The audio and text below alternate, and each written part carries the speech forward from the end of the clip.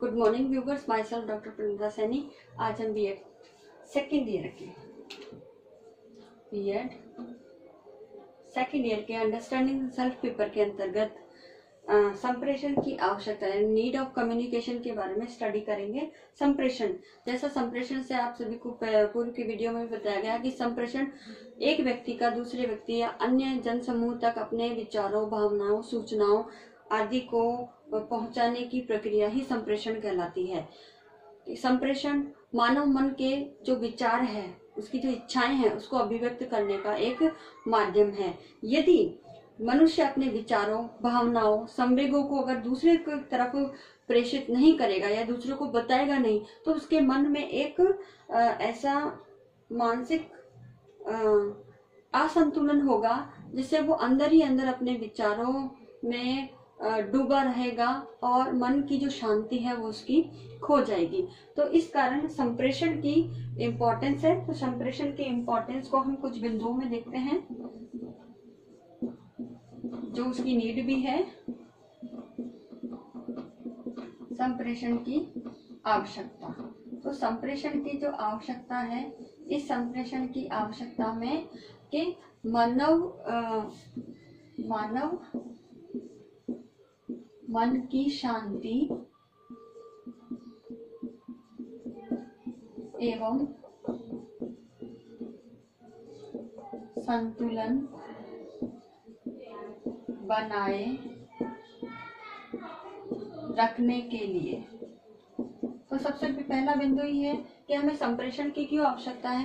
क्योंकि मानव जब अपनी इच्छाओं का अभिव्यक्त नहीं करेगा तो उसके अंदर एक अंतर्द्वंद, एक कॉन्फ्लिक्ट उत्पन्न होता है और उससे उसकी मानसिक शांति और संतुलन खो जाता है। तो इसको बनाए रखने के लिए भी संप्रेषण की आवश्यकता है। दूसरी है क्योंकि जब तक मानव अपनी भावनाओं को अभिव्यक्त नहीं करेगा, क्योंकि समाज में अगर हमें शांति बनाए रखनी है तो इस प्रकार के जो थॉट्स हैं जिसमें एक रूपता होती है, ताकत होती है, साथ ही एक किसी ऑर्गेनाइजेशन को गठित करने के लिए एक समान विचारों का होना आवश्यक है। तभी जो है मानव के समाज में भी शांति स्थापित हो सकती है, संतुलन स्थापित होती है। जब एक प्रकार की सोच, एक प्रकार की भावनाएं, एक प्रकार के विचार होंगे और यही किसी भी संगठन को संगठित रूप से एक ताकत प्रदान करेंगे। तो इसके लिए न केवल मानव मन बल्कि समाज के अंदर भी शांति स्थापित करने के लिए भी जो है समाज में शांति स्थापित करने हेतु, तो करने हेतु भी जो है वो संप्रेषण की आवश्यकता है। दूसरा, निर्भयता एवं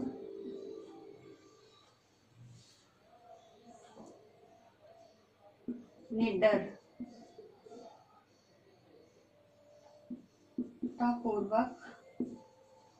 विचार व्यक्त करना।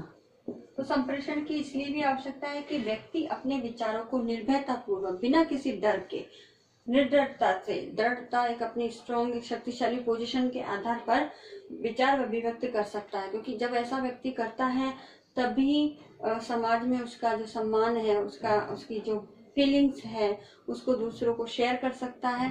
साथ ही उसके अंदर एक डर, भय, एक ऐसी अवस्था जो मन की अवस्था होती है, जो मनुष्य को अशांति उत्पन्न करती है, एक डर, भय और क्रोध भी पैदा करती है। तो इन सब से मुक्ति के लिए भी संप्रेषण की आवश्यकता है, ताकि व्यक्ति निर्भय होकर के निर्भरता पूर्वक अपने विचारों को अभिव्यक्त कर सके।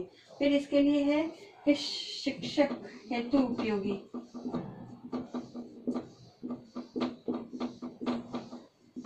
शिक्षक हेतु क्यों उपयोगी है? क्योंकि शिक्षक ही ऐसा एक व्यक्ति है जो, एक आम बात है कि शिक्षक बोली की कमाई खाता है।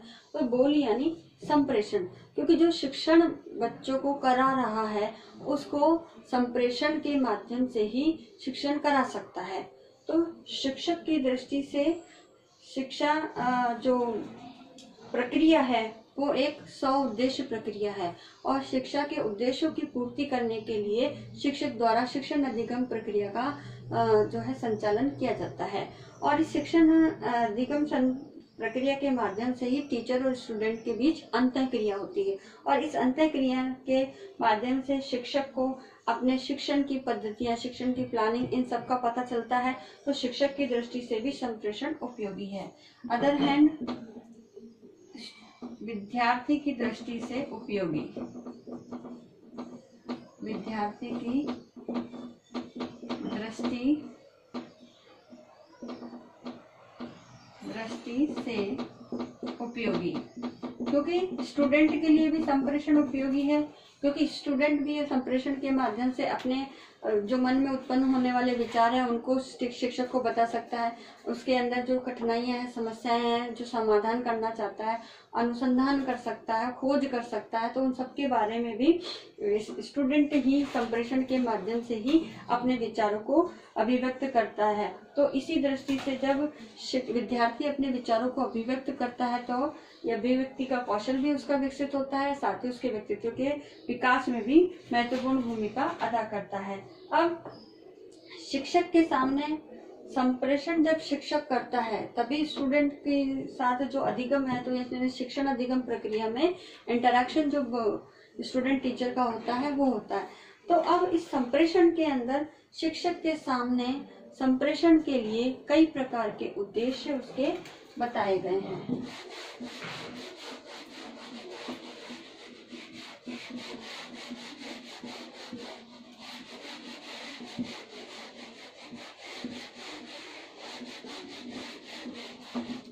अब जो शिक्षक है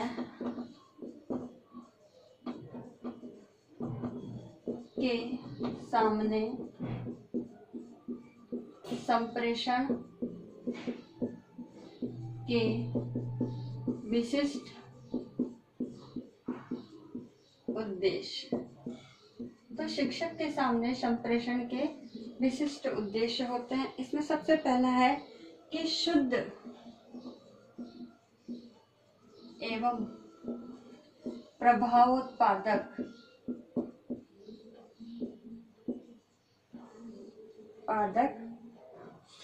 ढंग से वार्तालाप करने की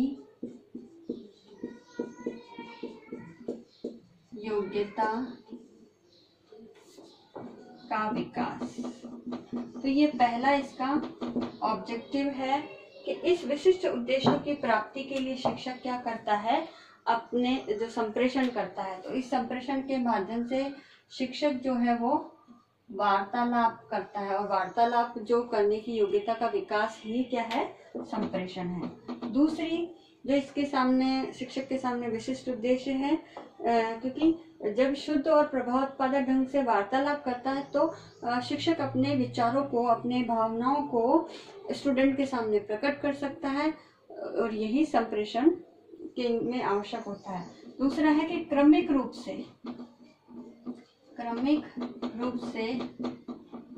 बोलने की क्षमता का विकास।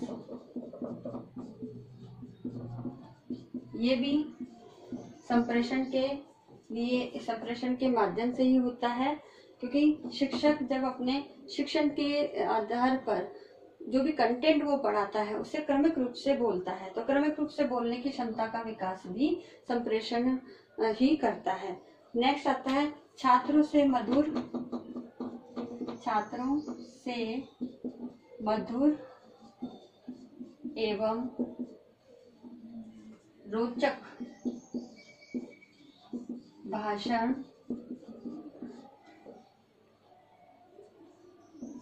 देने की शक्ति का विकास। तो ये कम्युनिकेशन ही है जिसके माध्यम से छात्रों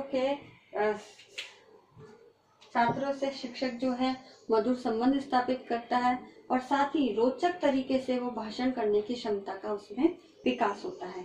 नेक्स्ट छात्रों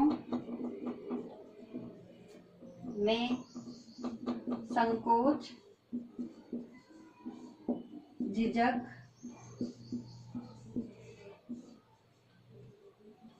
और आत्महीनता की भावना को दूर करना।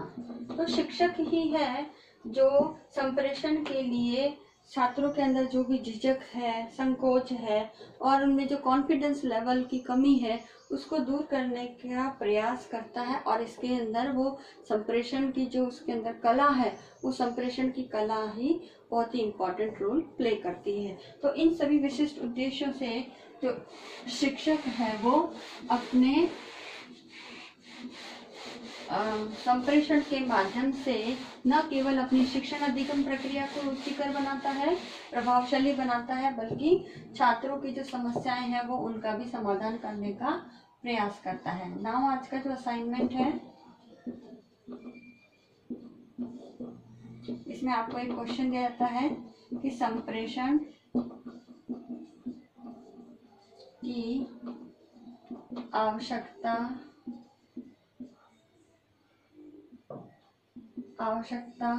को स्पष्ट कीजिए।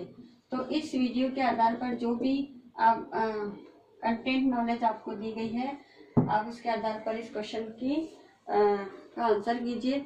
साथ ही इस कोरोना महामारी के दौर में आप अपने घर में रहिए, सुरक्षित रहिए। आई होप ये वीडियो आपके लिए यूजफुल होगा। So thank you. और राज्य सरकार के द्वारा जो भी गाइडलाइन है उसका पूर्ण रूप से अनिवार्यतः पालन कीजिए। Thank you.